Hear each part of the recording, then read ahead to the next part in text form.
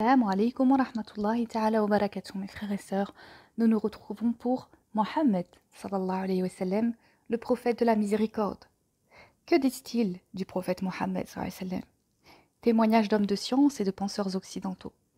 Au nom d'Allah, l'infiniment miséricordieux, le très miséricordieux. Louange à Allah seul et que son salut et sa bénédiction soient sur le dernier des prophètes. On croit souvent que la personnalité du prophète Mohammed sallallahu alayhi wa sallam n'est tenue en grande estime que par les musulmans. Mais la réalité est différente. De grands intellectuels et penseurs occidentaux et orientaux non musulmans vouent eux aussi une grande admiration pour le prophète de l'islam. Chers lecteurs, vous serez étonnés de lire de tels propos provenant de gens aussi connus, car ces témoignages ne sont volontairement pas publiés, et cela afin que la méconnaissance de ce prophète, sallallahu alayhi wa sallam, domine continuellement les esprits européens ou autres, et que l'image altérée de l'islam et de son prophète demeure dans leurs pensées. Nous nous faisons donc l'honneur de porter à votre connaissance ces témoignages pour que le monde considère l'image de l'islam et de son prophète, sallallahu alayhi wa sallam, à leur juste valeur. Ces témoignages ne proviennent pas de penseurs musulmans, car l'imputation d'esprit de parti ou de sectarisme pourrait être évoquée. Dès lors, nous avons délibérément opté pour les témoignages de penseurs occidentaux, étant plus à même de convaincre que si l'on s'était restreint aux témoignages de musulmans. L'Encyclopédia Britannica le proclame, l'homme de religion qui a connu le plus de succès sur cette terre. George Bernard Shaw, politique et écrivain anglais du XXe siècle, a déclaré que si Mohammed vivait encore, il réussirait à résoudre tous les problèmes qui menacent notre civilisation aujourd'hui. Thomas Carlyle, qualifié de l'une des plus riches carrières d'idées du XIXe siècle, fut tout étonné qu'un seul homme, d'un seul tour de main, pût souder des tribus ennemies et des bédouins nomades en une nation, la plus puissante et la plus civilisée qui soit, et ce, en moins de 20 ans. Napoléon et Gandhi rêvaient inlassablement d'une société de la même trempe que celle forgée par cet homme en Arabie. En effet, nul autre humain n'accomplit autant dans les domaines aussi variés et dans un temps aussi limité que Mohammed, sallallahu alayhi wa sallam. Illettré, il était cependant un enseignant des nations, un réformateur social, un guide moral, un penseur politique, un génie militaire, un maître de l'administration, un ami sincère, un compagnon merveilleux, un époux dévoué et un père affectueux. Aucune personnalité de l'histoire ne put le surpasser ou même l'égaler dans n'importe quel domaine de la vie. Ce monde a eu son lot de grandes personnalités, mais elles ne furent illustres que dans un ou deux domaines, tels que la pensée religieuse ou la direction des affaires militaires. Les témoignages de Edward Gibbon Simon Oakley. Il disait « Ce n'est pas la propagation mais la permanence de sa religion qui mérite notre émerveillement. La même impression, pure et parfaite, qu'il laissa à la Mecque et à Médine, se retrouve après 12 siècles chez les Indiens, les Africains et les Turcs, prosélytes du Coran. Les musulmans ont su résister uniformément à la tentation de réduire l'objet de leur foi et de leur dévotion au niveau des sens et de l'imagination de l'homme. Je crois en un seul Dieu et en Mohammed, son prophète, ceci renferme la profession de foi de l'islam de façon simple et invariable. L'image intellectuelle de la divinité n'a jamais été dégradée par une idole, quelle qu'elle soit. Les hommages rendus au prophète n'ont jamais franchi la mesure de la vertu humaine, ses préceptes vivants ont restreint l'amour que ses disciples lui portent dans les limites de la raison et de la religion. Edward Gibbon et Simon Oakley, History of the Saracen Empire, London 1870, page 54. Mahatma Gandhi. Mahatma Gandhi disait « Je voulais mieux connaître la vie de celui qui, aujourd'hui, détient indiscutablement les cœurs de millions d'êtres humains. Je suis désormais plus que jamais convaincu que ce ne fut pas l'épée qui créa une place pour l'islam dans le cœur de ceux qui cherchaient une direction à leur vie. Ce fut cette grande humilité, cet altruisme du prophète, l'égard scrupuleux envers ses engagements, sa dévotion intense à ses amis et adeptes, son intrépidité, son courage, sa confiance absolue en Allah et en sa propre mission. Ces faits, et non l'épée, lui amenèrent tant de succès et lui permirent de surmonter les problèmes. Extrait du journal Young India, cité dans The Light, Lahore, 16 septembre 1924. De tous les autres dirigeants de ce monde, aucun ne put combiner autant de qualités diverses et à un degré de perfection aussi impressionnant que Mohammed, sallallahu alayhi wa sallam. La vie et les enseignements des autres grandes personnalités du monde se sont enfouis dans les replis poussiéreux de l'histoire. L'époque et le lieu de leur naissance, leur mode de vie, la nature et les détails de leurs enseignements, leur degré de réussite ou d'échec est tellement sujet à conjecture qu'il est impossible à l'humanité aujourd'hui de reconstituer avec précision la vie et les enseignements de ces hommes. Le prophète Mohammed sallallahu alayhi wa sallam était singulier et son mode de vie ne cesse d'être mis en pratique par des millions de musulmans. Montgomery disait la façon dont il accepta les persécutions dues à sa foi, la haute moralité des hommes qui vécurent à ses côtés et qui le prirent pour guide, la grandeur de son œuvre ultime, tout cela ne fait que démontrer son intégrité fondamentale. La supposition selon laquelle Mohammed serait un imposteur soulève plus de problèmes qu'elle n'en résout, et pourtant aucune des grandes figures de l'histoire n'est si peu appréciée en Occident que le prophète Mohammed. Montgomery, Mohammed at Mecca, Oxford, 1953, page 52. George Bernard Shaw disait « Je l'ai étudié, le merveilleux homme, et à mon avis, loin d'être un antéchrist, il mérite le titre de sauveur de l'humanité. Je crois que si un homme comme lui prenait la dictature du monde moderne, il réussirait à résoudre ses problèmes d'une façon qui lui apporterait la paix et le bonheur si nécessaire.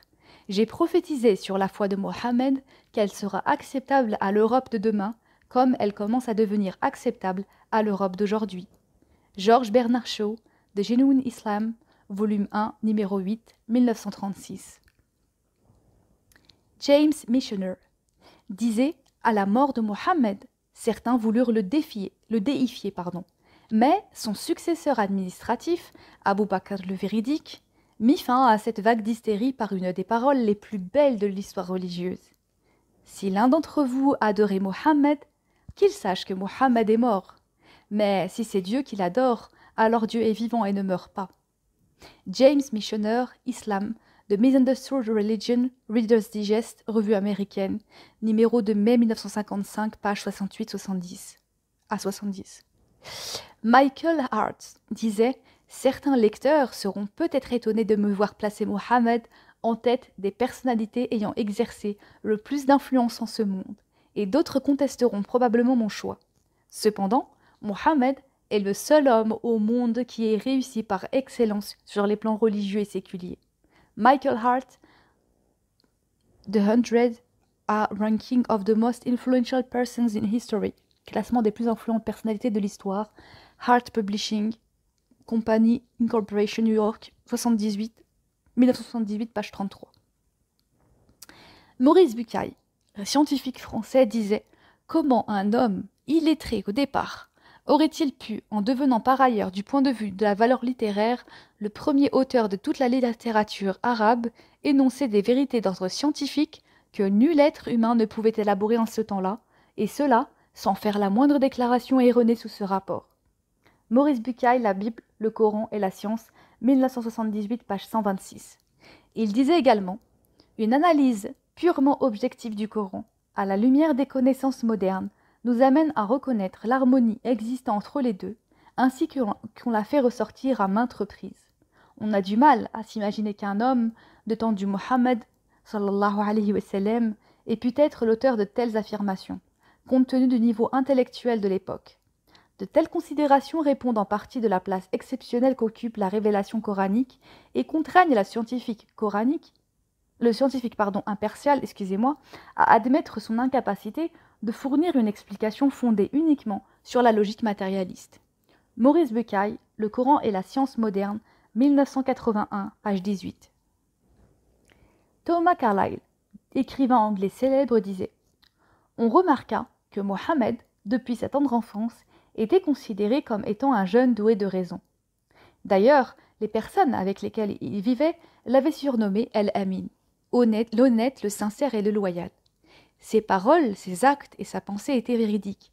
Ceux qui le côtoyaient avaient également remarqué que toute parole qui exhalait de lui renfermait une édifiante sagesse.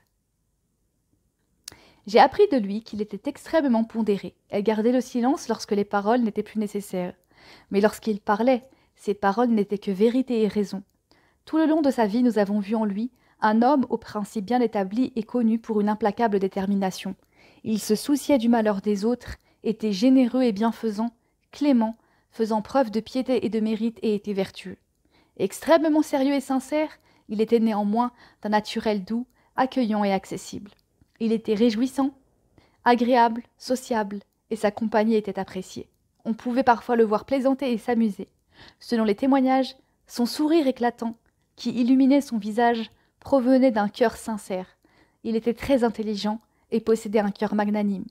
Il était naturellement grandiose, sans qu'une école lui inculquât la science, ni qu'un enseignant se chargeât de son éducation, car il n'en avait aucunement besoin. Thomas Carlyle, Heroes, Hero Worship, Anno, The Heroic in History, Londres 1841, pages 50 et 51. Bosworth Smith disait « Il était César et le pape réunis en un seul être. Sans armée, sans garde du corps, sans palais et sans revenu fixe, s'il y avait un homme qui avait le droit de dire qu'il règne par la volonté divine, ce serait Mohammed, puisqu'il a reçu tout le pouvoir sans avoir les instruments ni les supports. » Bosworth Smith, Mohammed Anno, Mohammedanisme, Londres, 1874, page 92. Annie Besant, 1847-1933. Annie Besant, intellectuelle anglaise, disait peu avant sa mort « Il est impossible pour quelqu'un qui étudie la vie et le caractère du grand prophète d'Arabie, pour quelqu'un qui sait comment il enseignait et de quelle façon il vivait, d'avoir d'autres sentiments que le respect pour ce prophète prodigieux, l'un des grands messagers de l'être suprême. Même si ces discours contiennent bien des choses qui sont familières à beaucoup d'entre vous, chaque fois que moi-même je les relis, je sens monter en moi une nouvelle vague d'admiration, un nouveau sentiment de révérence pour ce prodigieux grand maître arabe. Annie Besant, The Life and Teachings of Mohammed, Madras, 1932, page 4. Alphonse de Lamartine disait « Si la grandeur du dessein, la petitesse des moyens, l'immensité de la réussite sont les trois mesures du génie de l'homme, qui osera comparer humainement un grand homme de l'histoire moderne à Mohammed? Les plus fameux n'ont remué que des armes, des lois et des empires. Ils n'ont fondé, quand ils ont fondé quelque chose, que des puissances matérielles écroulées souvent avant eux.